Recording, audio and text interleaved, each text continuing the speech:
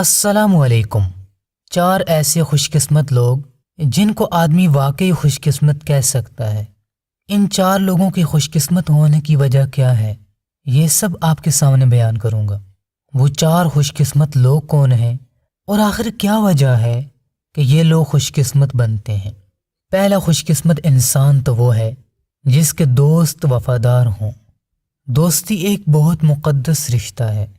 یہ دوستی ہی ہے کہ انسان دوستی کی خاطر اپنا سب کچھ لٹا دیتا ہے۔ آپ صلی اللہ علیہ وسلم کی دوستی اور حضرت ابوبکر صدیق رضی اللہ عنہ کی دوستی کیسی دوستی تھی؟ حضرت ابوبکر صدیق رضی اللہ عنہ کی دوستی آپ صلی اللہ علیہ وسلم سے کتنی گہری تھی کہ انہوں نے آپ صلی اللہ علیہ وسلم کی خاطر اپنا سب کچھ لٹا دیا۔ وفادار دوست وہی ہوتا ہے جو اپنے دوست کی عزت پہ کبھی آنچ نہ آنے دے، اپنی دوستی کو صحیح طرح نبھائے۔ ایسے لوگ دنیا میں بہت ہی کم ہیں جن کو کوئی وفادار دوست ملا ہو۔ دوست تو بہت ہوتے ہیں، ہر انسان کے 10 طرح کے دوست ہوں گے، لیکن ان دوستوں میں کوئی وفادار نہیں ہوگا۔ ہزاروں لاکھوں میں سے ایک انسان آپ کو ایسا ملے گا جس کا دوست وفادار ہوگا۔ لوگ دوستیاں کس لیے کرتے ہیں؟ اپنے مطلب کے لیے، اپنا مقصد حاصل کرنے کے لیے۔ جب مقصد ختم ہو گیا تو دوستی بھی ختم۔ آپ لوگ اپنے آس پاس دیکھیں، آپ کو کئی ایسے لوگ ملیں گے جن کو دھوکہ انہی کے دوستوں نے دیا ہوگا۔ دھوکہ دینے والا کوئی اور نہیں، دوست ہی ہوگا۔ تو یہ کیسی دوستی ہے؟ تو وہ انسان بہت بڑا خوش قسمت ہے، بہت خوش نصیب ہے جس کو اللہ تعالیٰ نے وفادار دوست عطا کیا ہو۔ جس کا کوئی دوست باوفا ہو تو ایسا انسان خوش قسمت ہے، خوش نصیب ہے۔ اور دوسرا خوش قسمت انسان وہ ہے جس کی اولاد نیک ہو۔ 100% لوگوں میں سے 96% لوگ ایسے ہیں جن کے پاس اولاد تو ہے، اولاد والی نعمت ہے، لیکن ایسے کتنے لوگ ملیں گے جن کی اولاد نیک ہوگی؟ ماں باپ اپنی اولاد کی وجہ سے پریشان رہتے ہیں۔ اکثر ماں باپ کا یہی حال ہے کہ اولاد نے تنگ کیا ہوتا ہے۔ بچے جوان ہیں لیکن برے راستوں پہ چل رہے ہیں، ماں باپ دیکھ کر پریشان ہوتے ہیں۔ جس انسان کی اولاد نیک ہو وہ خوش قسمت کیوں نہ ہو؟ میرے دوستوں اور میری بہنوں، جب انسان مر جاتا ہے تو انسان کے سارے اعمال کا دروازہ بند ہو جاتا ہے سوائے کچھ اعمال کے۔ ان اعمال میں سے ایک نیک اولاد بھی ہے۔ اگر انسان نے مرنے کے بعد اپنے پیچھے نیک اولاد چھوڑی تو اس کی اولاد جو نیکی کا کام کرے گی اس کا اجر ملے گا۔ ایک روایت میں آتا ہے کہ اللہ تعالیٰ کسی بندے کا درجہ جب جنت میں بلند کرے گا، اس کو جنت میں ایک درجے سے اوپر والا درجہ ملے گا، تو وہ پوچھے گا کہ اے اللہ مجھے یہ درجہ کیوں ملا؟ تو اس سے بتایا جائے گا کہ تمہارے بیٹے نے تمہارے لیے مغفرت کی دعا کی ہے، اس کی دعا کی وجہ سے تمہیں یہ مرتبہ ملا ہے، یہ مقام ملا ہے۔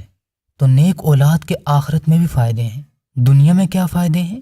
لوگ نیک اولاد کو دیکھیں گے، سوچیں گے کہ بھئی اس کے والدین بڑے نیک ہوں گے، والدین نے اس کی اچھی تربیت کی ہوگی، اس لیے یہ بچہ نیک ہے۔ اور اگر اولاد صحیح نہ ہو، نیک نہ ہو، تو لوگ اسی طرح یاد کریں گے۔ ہر انسان کی انگلی اس کے ماں باپ پہ جائے گی۔ سو نیک اولاد کے دنیا میں بھی فائدے کہ نیک اولاد کی وجہ سے انسان کا سر بلند ہوتا ہے، انسان دوسروں کے ہاں عزت پا سکتا ہے، کچھ لوگوں میں بیٹھ سکتا ہے، اس کا سر نیچا نہیں ہوتا۔ اور اگر اولاد بد ہو تو انسان کا کیا حال ہوتا ہے؟ ہر کوئی طعنہ دے گا کہ آپ کی اولاد نے یہ کیا، فلاں کام کیا۔ اور نیک اولاد کے آخرت میں بھی فائدے، قبر میں بھی فائدے۔ نیک اولاد کی وجہ سے والدین کا رتبہ بلند ہوتا ہے۔ جنت میں بڑے بڑے محلات بنائے جاتے ہیں ماں باپ کے لیے۔ تو اس لیے ہر انسان کو یہ کوشش کرنی چاہیے کہ اس کی اولاد نیک بنے۔ آپ کا کام ہے کوشش کرنا۔ اگر آپ نے کوشش نہ کی تو اللہ تعالیٰ آپ سے پوچھے گا، اور اگر آپ نے اپنی طرف سے کوشش کر دی تو آپ کی ذمہ داری پوری ہو گئی۔ اور تیسرا خوش قسمت خوش نصیب انسان وہ ہے جس کا پڑوسی ایماندار ہو۔ اگر کسی انسان کا پڑوسی ایماندار ہو، اچھا ہو، ساتھ کا گھر والا، تو انسان کی زندگی بڑے سکون میں ہوتی ہے۔ ورنہ جو پڑوسی برے ہوتے ہیں ان سے انسان کتنا تنگ آ جاتا ہے۔ کئی لوگ تو اپنا قیمتی گھر بیچ دیتے ہیں برے پڑوسیوں کی وجہ سے۔ جب انسان کے پڑوسی ایماندار ہوں، اچھے ہوں، تو انسان بے غم ہوتا ہے، کوئی فکر نہیں ہوتی۔ اس کو پتہ ہوتا ہے کہ میرے ساتھ کے گھر والے اچھے ہیں، مجھے کوئی نقصان نہیں پہنچائیں گے۔ اگر کوئی میرا نقصان ہوا بھی تو یہ میری مدد کریں گے، مجھے حوصلہ عطا کریں گے۔ ہم لوگ اپنے پڑوس کا خیال نہیں کرتے۔ ہماری وجہ سے ہمارے پڑوس میں کتنے نقصان ہوتے ہیں، کیا ہم نے کبھی یہ سوچا ہے؟ ہم لوگ تو یہی سوچتے ہیں کہ ہمارا گھر صحیح ہو، اچھا ہو، ساتھ کے گھر والے ان کی کوئی فکر نہیں ہوتی۔ یہاں تک کہ لوگ سب سے زیادہ اپنے پڑوس والوں کو تنگ کرتے ہیں، چھوٹی چھوٹی باتوں پہ پڑوسیوں کے ساتھ جھگڑا کرتے ہیں، لڑائی کرتے ہیں۔ اس کا بہت بڑا گناہ ہے۔ پڑوسیوں کے بارے میں تو اتنی فضیلت بتائی گئی کہ جیسے یہ وراثت میں بھی حقدار ہوں۔ پڑوسیوں کے بارے میں بتایا گیا کہ ان کے ساتھ حسن اخلاق سے پیش آؤ، اچھے طریقے سے پیش آؤ، اپنے پڑوس کا خیال رکھو کہ کیا تمہارا پڑوسی کہیں بھوکا تو نہیں سو رہا، اس کے گھر کا چولہا جل تو رہا ہے، پڑوسی کے بچے بھوکے تو نہیں ہیں۔ ہم اپنے بچوں کے بارے میں تو سوچتے ہیں، لیکن ساتھ کے پڑوس والے ان کا بالکل نہیں سوچتے۔ پڑوس اللہ نے کس لیے دیا ہے؟ تاکہ ہم ایک دوسرے کا احساس کریں، ایک دوسرے کے ساتھ نیکی کریں، اچھا برتاؤ کریں۔ تو جس انسان کو اچھے پڑوسی مل جاتے ہیں، ایماندار پڑوسی مل جاتے ہیں، اچھے اخلاق والا پڑوس مل جاتا ہے، تو وہ انسان بڑا ہی خوش قسمت ہے۔ اور چوتھے نمبر پہ خوش نصیب، خوش قسمت انسان وہ ہے جس کا جیون ساتھی نیک ہو۔ اگر کوئی مرد ہے تو اس کی بیوی نیک ہو، اور اگر کوئی عورت ہے تو اس کا خاوند نیک ہو۔ میاں بیوی میں سے ایک کا نیک ہونا کتنی سعادت کی بات ہے۔ اگر کسی عورت کا خاوند نیک ہوگا، بااخلاق ہوگا، اللہ کی مان کر چلے گا، اللہ کے حبیب صلی اللہ علیہ وسلم کی مان کر چلے گا، آپ صلی اللہ علیہ وسلم کے طریقوں پر چلے گا، اس کو پتہ ہوگا کہ اگر میں نے کوئی ظلم کیا تو اللہ تعالیٰ مجھ سے پوچھے گا، تو ایسا انسان اپنی بیوی کے اوپر ظلم نہیں کرے گا، اس کو ستائے گا نہیں، اس کو مارے گا نہیں۔ اسی طرح اگر کسی کی بیوی نیک ہوگی، وہ جانتی ہوگی کہ میرے اوپر کون سا حق ہے، میں نے کون کون سے حقوق ادا کرنے ہیں، میں نے اپنے خاوند کا کیسے خیال رکھنا ہے۔ جب اسے یہ سارا کچھ پتہ ہوگا، اس کے دل میں اللہ کا خوف ہوگا، تو وہ کبھی زیادتی نہیں کرے گی، اپنے خاوند کے ساتھ خیانت نہیں کرے گی۔ ہر مرد کو یہ چاہیے کہ وہ اللہ سے نیک بیوی مانگے، اور ہر عورت کو یہ چاہیے کہ اللہ تعالیٰ سے نیک خاوند مانگے۔